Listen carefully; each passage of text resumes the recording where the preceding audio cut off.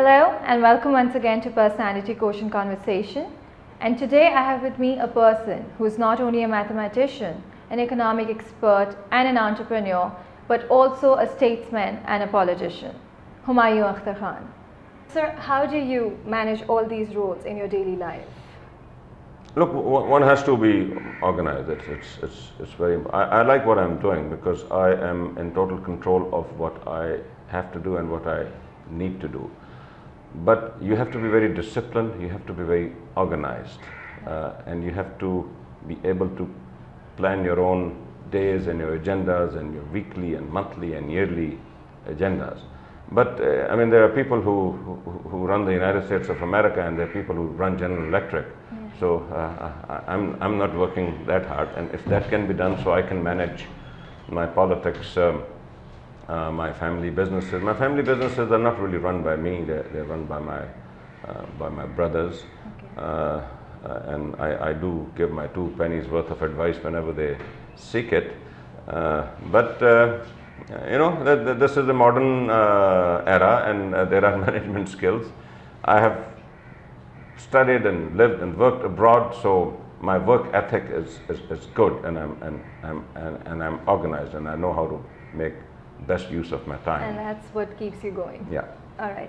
So, who has been your inspiration?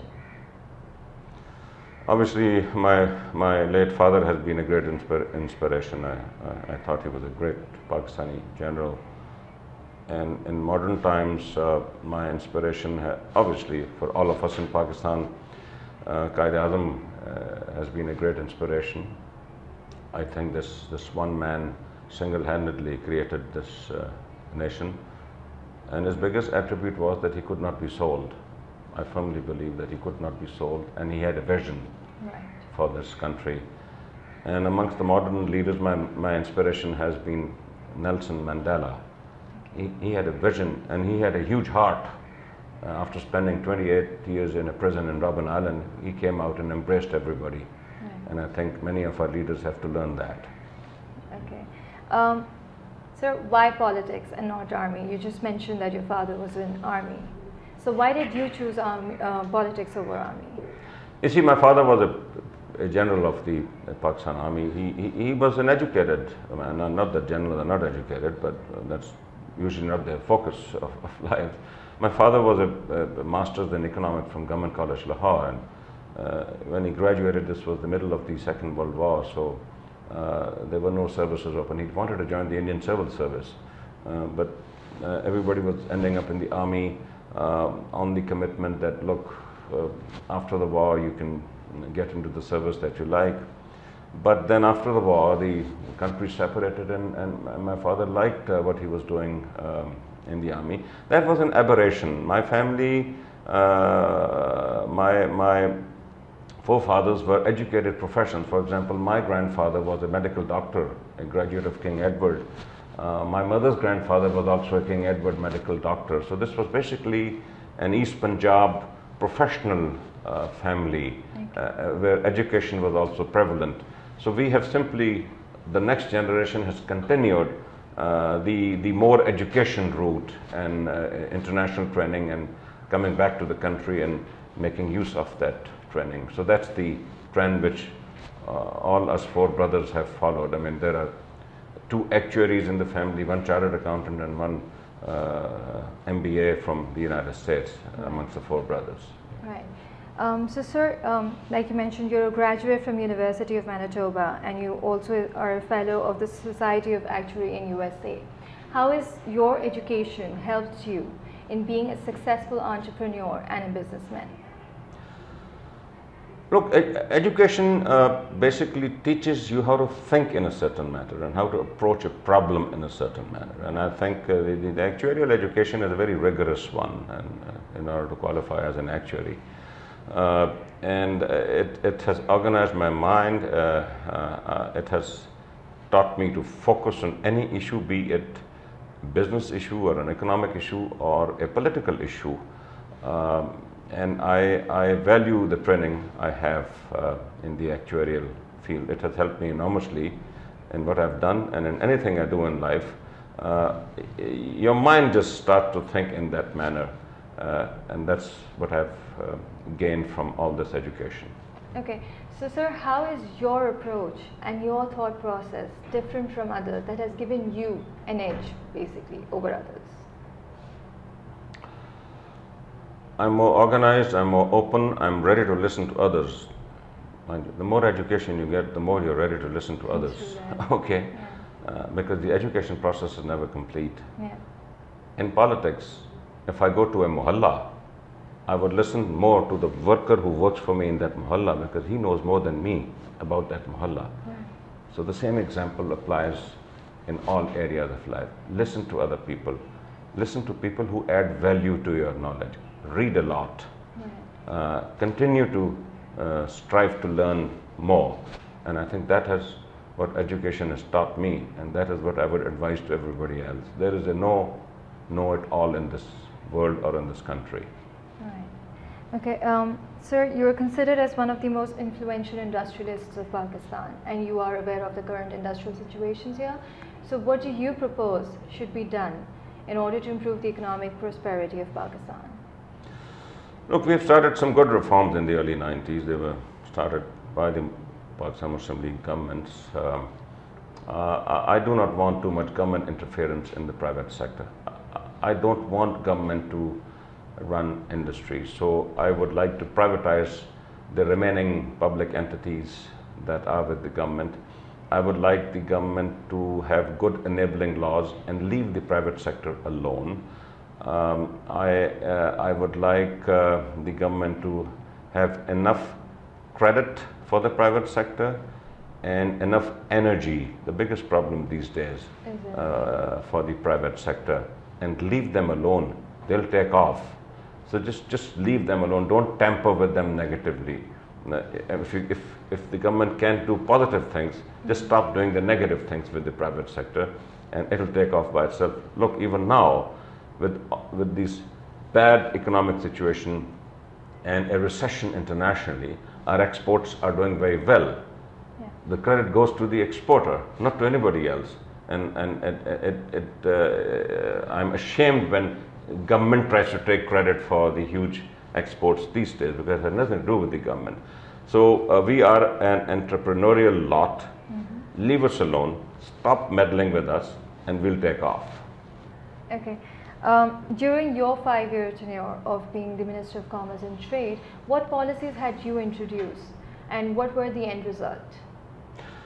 I have been, before Commerce, I was a Minister of State for Investments, and the investment policy Pakistan has today was made by me. As a minister, I consider myself a policymaker, and a policymaker who knows what's happening in the world and who knows or should know what's happening internationally.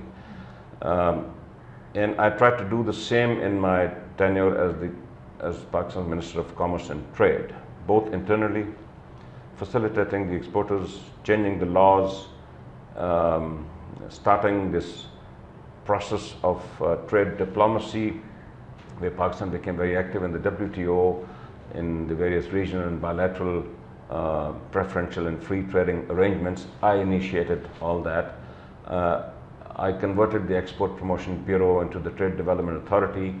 Every law which came under me, be it the insurance sector, be it the intellectual property rights sector, be it the Trade Organizations Act, the National Tariff Commission, I mentioned trade diplomacy. Yeah. I changed all aspects of how commerce and trade was done in Pakistan, both internally and internationally. Okay. Yeah. All right. Sir, you do have a great personality. So, according to you, how important is personality for success? Look, it helps having, it's very kind of you, it helps having a good personality. One has to be polite, one has to be mild-mannered. As I said before, one has to be able to listen to others, but most important is the content, what one knows and what one does, the content and the behavior, how hard one can work in a positive direction. Those are more important attributes, but nonetheless, having a personality helps in politics, more so in politics than in other areas perhaps. All right. Yeah. According to you, what is your definition of success? How would you define success? One, I'd like to, in answering your question, I'd like to give a message to the young boys and girls of this country. Get into something that you like to do, Right. that you enjoy doing. Yeah. Nothing like a career that you enjoy doing. And once you start doing something, get deep into it. Have your objectives, have your vision, and accomplish that vision, and that will be success. Right. So you need to like what you're doing. Yeah. To be able to And be then successful. when you start doing it, accomplish it. Right. The success comes from the accomplishment. Yeah. You know, a lot is being said about the current set of leadership in Pakistan, and majority of us feel that it's not taking our country forward. According to you, what should be done in order to improve the country situation right now, and what can be done to improve our country as a whole and bring it to the level as the other developed countries? The biggest challenge is challenge of leadership in this country, and that can only be rectified if we introduce more democracy within the political parties in Pakistan, Right. where ordinary people like Barack Obama, who was an ordinary person in the United States, not even an ordinary person, an immigrant son, and an immigrant of African origin, and he could rise. The society and the state provided in the system an opportunity for anybody to rise through sheer hard work. And I would like us to create that kind of an environment in Pakistan. Our system is such that people can't break out of their status quos. We don't provide that opportunity. A poor remains poor, destined to remain poor for the rest of his or her life. The state and the system should provide that if somebody works hard, they break out of that mold. Yeah. That is what we need to provide in this country, for this country to move forward, for the right kind of political leadership to come up and lead this country. As I said before, I have no trouble with the people of Pakistan. They're a fine lot. Anywhere else they go in the world, they do well. Yeah, they do prosper. They do the worst here because they're not given the opportunities. Right. That is what we need to provide. Okay. So in the end, your message for the nation of Pakistan? Don't lose hope. Keep trying. We'll get out of this mess and we'll take this country forward. Okay, thank you so much, sir. This brings us to the end of this conversation. For more PQ conversations, visit tv.personalityquotient.com.